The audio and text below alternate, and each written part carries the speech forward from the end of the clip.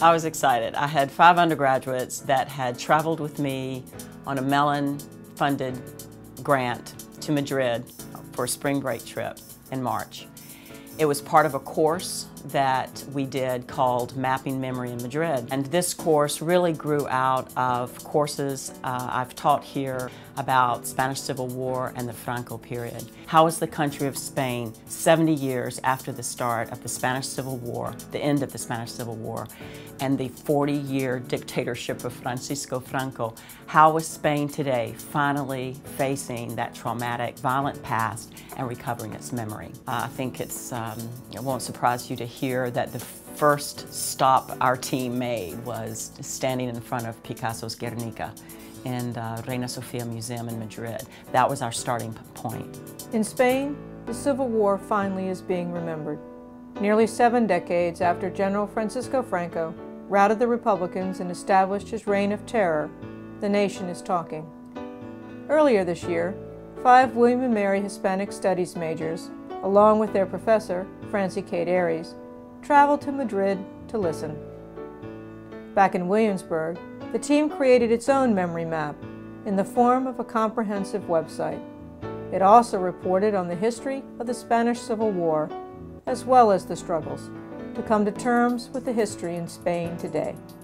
Francisco Franco beat the Republican Party in the end of the Civil War. He was in power from the end of the war in 1939 until his death in 1975.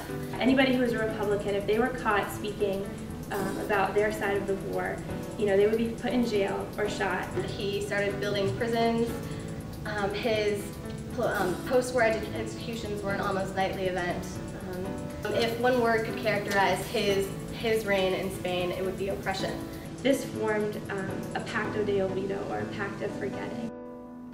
For Kate Aries, the trip took her back to her own undergraduate days, when she first realized there was a hidden history in Spain. I was in Madrid first in the summer of 1977. It was the summer of the first democratic elections after, since the Civil War in 1939 and the rise of Franco.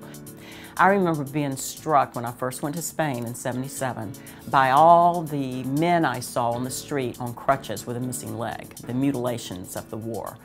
But nobody was talking about it. You could see the trauma, the physical trauma, but people weren't ready to really face it and find an outlet for it. When I compare my sort of incursion into this topic as a 20-year-old and the students in March of 2009 on this mapping memory trip, people were ready to talk.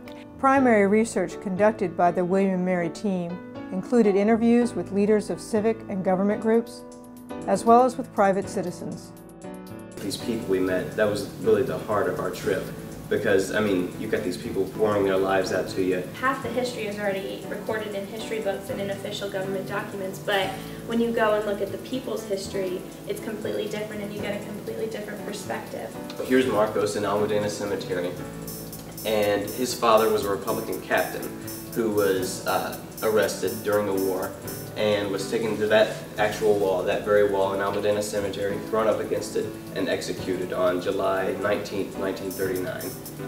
He doesn't have, a big cross, no mausoleum carved into a mountainside like at Valley of the Fallen, but he's got, a small photo, a simple flower arrangement just to mark, the only place that he had. So the next day we met Viviano Morcillo, 94 years old, on a park bench by the metro station. And he told us his story of being a 21-year-old volunteer in the Spanish Army in the first hours and moments of civil war in Madrid. Kate Aries believes that citizens are motivated to talk now as they search for healing.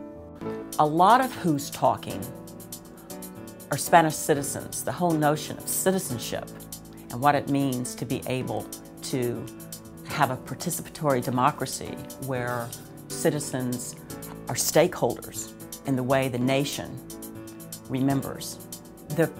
For the most part, those who lived through the trauma were the most hesitant, reluctant to speak, even when they could have spoken. It's the grandchildren who now, or the children, who feel that it's not only a personal history to be told, but It's part of a sort of a healing, putting the nation's history back together in a more cohesive whole than was possible when a military dictatorship only sanctioned and authorized the victor's version of events. Although the students completed their assignments, their interest in the project appears ongoing. The sort of idea of imagined community is what really struck me, and the shared experience that all these people had. I found Guernica in current news. There's a tapestry replica, which used to be in the United Nations building, which brought up a lot of controversy. And I think that Spain is finally in a place where they can look at it and say, okay, we have looked at the terrible, terrible things that have been done. Now let's flip it around again and see why exactly the government justified doing it.